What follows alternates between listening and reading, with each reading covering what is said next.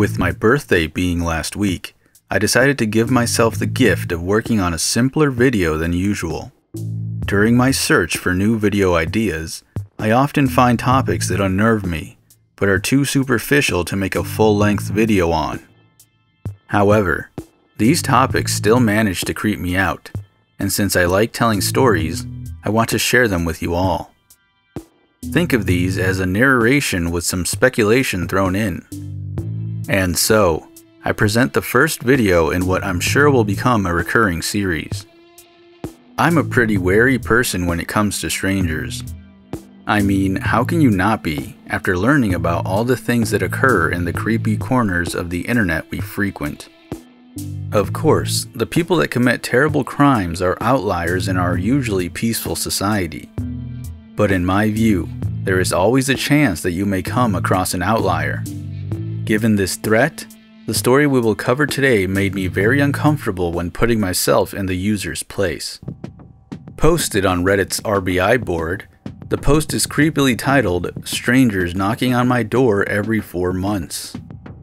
It was posted by this user, which is likely a throwaway account, perhaps to keep the location of their home private. Their title pretty much explains the issue they're having. For over a year, they have been having unexpected visitors arriving at their home. The strangers always ask the same question: "Is Elizabeth here?" Since they always ask the same question, the user has taken to calling them Elizabeth dudes. These Elizabeth dudes all share in these physical characteristics. They are young, probably in their 20s. They are white and all dress in urban wear. The user began to keep track of their visits in June of last year, after they began occurring regularly. 4 months later, on October 27th, a man visited again. And so, the user expected another to come knocking in 4 months, on February 27th of this year. Their guess was incorrect though, as an Elizabeth dude arrived earlier than expected, on February 1st. A man rang the doorbell several times and stood outside for about 5 minutes while texting someone. The user did not dare answer the door as they were home alone at the time. They noticed that the man was wearing a red beanie and slightly sagging cargo pants. Eventually, the man went back to his car. Then he came back to the door. It seemed as though he was verifying an address and had decided he was at the correct place. After ringing the doorbell one last time, the man gave up and left. The user explains that they would have asked for Elizabeth's phone number had they not been home alone. They end the post by giving their theory on why the Elizabeth dudes keep visiting. My theory is that Elizabeth is meeting these guys online through a dating app, and sends my address to anyone who wants to hook up. It's just odd that she has been keeping a consistent schedule. Okay, so let's take a breather.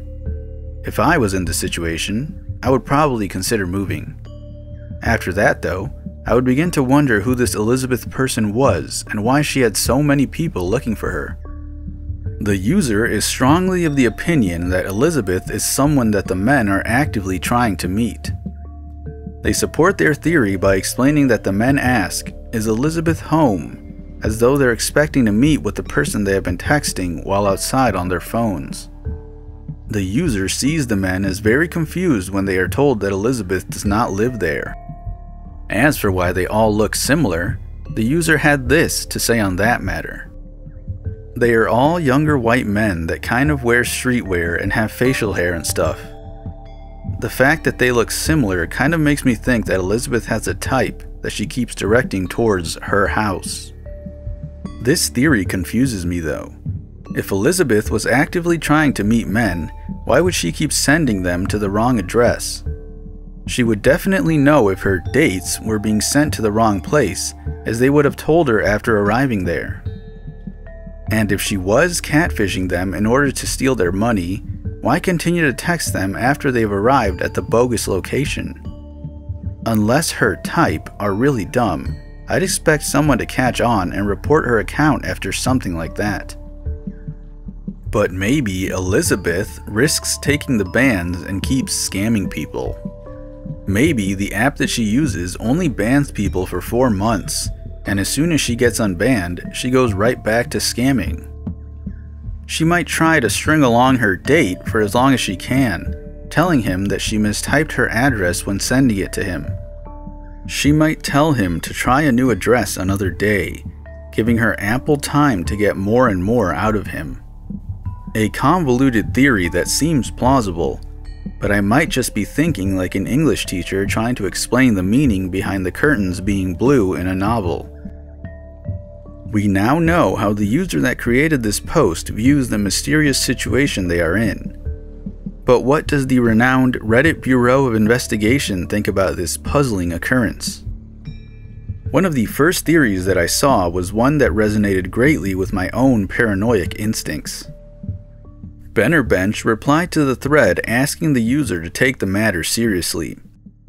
They shared a story in which over many spaced out occasions, random people had been knocking on their door and acting confused when they answered.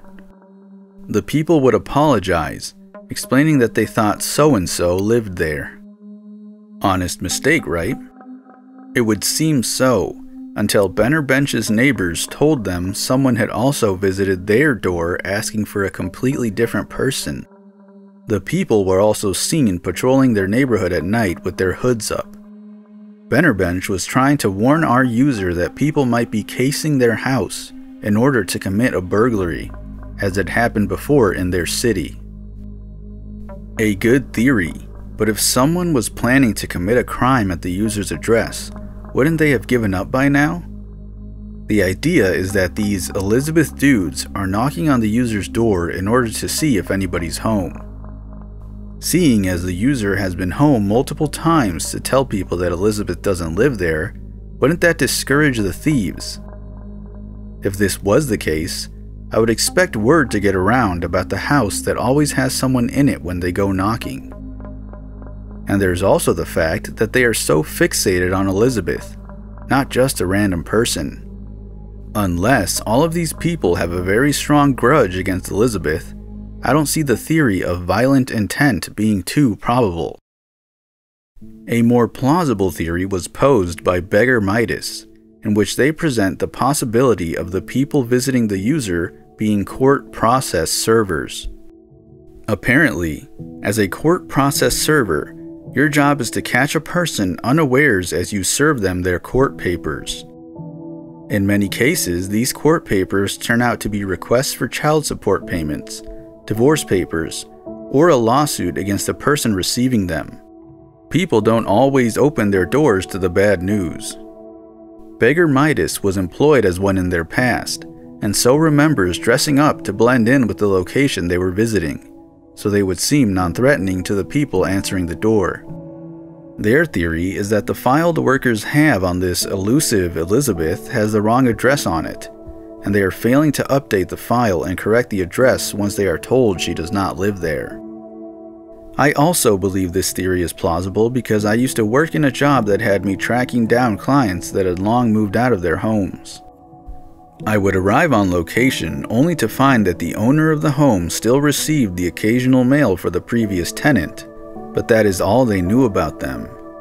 The system we were using had out-of-date information in it.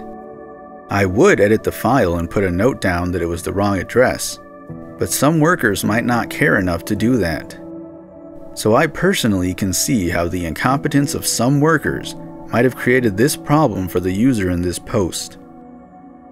However, this theory relies on the idea that some workers are extremely lazy. The courts would have had to have a streak of very bad employees for this theory to be plausible. The final explanation that I found plausible for this occurrence was by far the most popular. Written by Joey Dawson Jen Pacey, it states, "Elizabeth is a code name for drugs. Someone who used to live in your house was a dealer, and the address gets passed around on the street. The dealer knew that when someone came to the door asking for Elizabeth, they were being sent there for drugs. The date is just a coincidence. Source: I lived in a former dealer's apartment a few years ago and would have random people show up asking for the same person all the time. They all looked less than desirable. My next-door neighbors finally told me what the former resident was known for around the area. This made sense to the original poster of the thread, but they objected slightly to this explanation, stating that the previous tenant had moved out more than 3 years before the Elizabeth dudes began arriving. Further down the thread, user Fintastic74 offers some insight as to why they would suddenly come looking again. Drug addicts get desperate. If their other sources dry up, it makes sense they would go to old addresses they had scored at, hoping to get lucky. Many people in the thread agreed this theory was the best one to describe the bizarre situation. I have to admit, it's the simplest and most likely one in my opinion as well. Someone mentions a house that used to deal drugs. The men go check it out, scratch their heads because they thought their source was accurate, then leave. If I had to bet money on it, I'd pick this as the answer. The speculation continued throughout the thread, and in the end, we do not have a definitive answer as to why these men are visiting this person's house, as the original poster never asked them what they wanted. They plan to do so next time a man drops by, but if we are expecting to wait the 4 months until June 27th, 2021, it will remain an unnerving mystery for a while. What do you think is the reason behind these eerie recurring visits? Do you agree with one of the theories shared in this video? Do you have one of your own? Please let me know. Also, if you enjoyed this video, please like it and subscribe. I don't know how often I will do these narration videos, but I had a good time speculating and hope to do it again. Catch you later.